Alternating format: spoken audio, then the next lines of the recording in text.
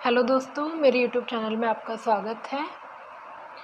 तो आज हम पढ़ने जा रहे हैं अंकेक्षण की परिभाषा के कुछ तत्व हैं। हमने जब अंकेक्षण की परिभाषा पढ़ी थी तो उसमें कुछ पॉइंट्स आए थे, तो उन्हें आज हम डिटेल से देखेंगे।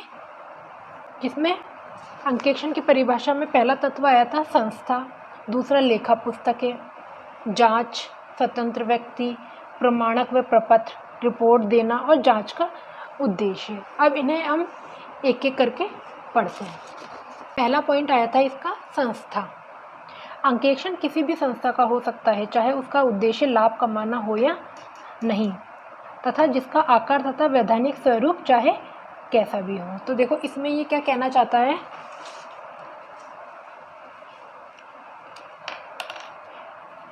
कि जो ऑडिट होती है ना,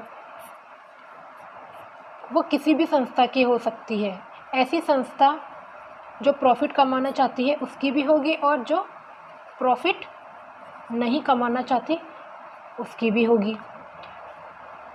प्राइवेट कंपनी की भी हो सकती है और गवर्नमेंट की भी हो सकती है और पब्लिक कंपनी की भी हो सकती है। इसलिए अंकेक्षण कराना सभी के लिए महत्वपूर्ण होता है। अंकेक्षण दो प्रकार का होता है, एक तो वैधानिक या अनिवार्य और दूसरा होता है ऐच्छिक। वैधानिक अनिवार्य अंकेक्षण वो होता है जो किसी एक्ट के तहत हो, किसी एक्ट या कानून के तहत हो, और ऐच्छिक होता है जिसके लिए किसी भी कानून को बनाने की आवश्यकता नहीं होती है। देखो कोई भी कंपनी हो या समिति हो, ट्रस्ट हो, बैंकिंग कंपनी हो या बीमा कंपनी हो, और ओपीसी एकल कंपनी, इनके लिए ऑडिट कराना अनिवार्य है। और एचयूएफ होती है हिंदू अविभाजित परिवार, इनके लिए और साझेदारी फर्म और एकल स्वामित्व के लिए अंकेक्षण कराना अनिवार्य नहीं होता है। और जितनी भी आयकर अधिनियम में आने वाली संस्थाएं होती हैं उन्हें भी अंकेक्षण कराना अनिवार्य है। सेकंड देखते हैं हम लेखा पुस्तकें। अंकेक्षण में लेखा पुस्तकों की जांच होती है जब लेखा अंकेक्षण हो। यदि अंकेक्षण का क्षेत्र बढ़ा के प्रशासनिक अंकेक्षण तक ले जाया जाए तो वैधानिक पुस्तकों की भी जांच करनी होगी। देखो ऑडिटिंग होती क्या है। ऑडिटिंग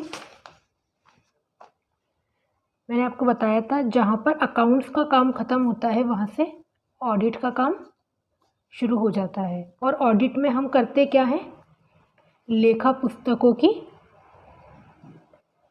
जांच करते हैं। जैसे जनरल हो गया, balance sheet, P&L, trading account, इन सब की जांच की जाती है। विवेचनात्मक जांच। अंकेक्षण द्वारा की गई जांच केवल गणित संबंधी शुद्धता को प्रकट नहीं करती, बल्कि यह ऐसी विवेचनात्मक जांच है जो हिसाब की पूर्ण शुद्धता को प्रकट करती है। ऑडिट में लेखा पुस्तकों की जांच की जाती है और उसके बाद में ऑडिटर एक रिपोर्ट प्रस्तुत करता है जिसमें वह बताता है कि जितनी भी लेखा पुस्तकें हैं वह सही आर्थिक स्थिति को प्रकट कर रही है या नहीं कर रही है। पुस्तकों की जांच उन प्रमाणकों या प्रपत्रों की सहायता से की जाती है जिनके आधार पर पुस्तकें लिखी गई है। देखो क्या होता है ऑडिटर, देखो क्या होता है ऑडिटर होता है ना, वो क्या करता है, जितने भी लेन देन हुए हैं ना व्यापार में, उनके जो बिल है, वाउचर है, इन सबको इकट्ठा करता है और फिर उन वाउचर और बिल के आधार पर जो जनरल एंट्री हुई है उनका मिलान करता है कि जो ये बिल वाउचर्स हैं उनके हिसाब से लेखे किए गए हैं या नहीं किए गए हैं। फिर इसी के आधार पर खाते बनते हैं और खाते बनने के बाद में फिनेंशियल अकाउंट्स बनते हैं और इनकी जांच करने के बाद में ऑडिटर अपनी रिपोर्ट प्रस्तुत करता है। स्वतंत्र व्यक्ति। देखो ऑडिटर क्या होता है, एक स्वतंत्र व्यक्ति होता है, वह किसी के दबाव में आके कार्य नहीं करता है। उसका काम होता है जितनी भी लेखा पुस्तकें है उनकी जांच करना और जांच करने के बाद में अपनी राय प्रस्तुत करना। स्वतंत्र व्यक्ति द्वारा किया गया जांच कार्य ही निष्पक्ष हो सकता है। स्वतंत्रता किसी भी व्यक्ति की वह शक्ति होती है जो उसे निष्पक्ष राय प्रकट करने में स्वतंत्र बनाती है। देखो, स्वतंत्र व्यक्ति कौन है? जो अपनी निष्पक्ष राय प्रकट करता है। स्वतंत्रता किसी भी व्यक्ति की मानसिक स्थिति तथा व्यक्तिगत चरित्र होता है। जांच का उद्देश्य, ऑडिटर जो जांच करता है उसका क्या उद्देश्य है? जांच का प्रथम उद्देश्य लाभ हानि खाते हुए चिट्ठे पर अंकेक्षक द्वारा अपनी राय प्रकट करना है, और जो ये राय होती है वह अपनी राय सत्य और उचित इस रूप में देता है। बाटली बॉय ने क्या कहा है? गलती व गबन को पकड़ना, खोजना, रोकना अंकेक्षण का मुख्य उद्देश्य है। वैसे अंकेक्षण का प्रमुख उद्देश्य राय प्रकट करना ही होता है। रिपोर्ट देना, अंकेक्षण का अंतिम कार्य होता है रिपोर्ट देना। अंकेक्षक अपनी रिपोर्ट में बताता है कि ये रिपोर्ट सत्य एवं उचित है या नहीं। जो इसकी रिपोर्ट के प्रकार हैं हम इन्हें आगे डिटेल से देखेंगे। तो ये थे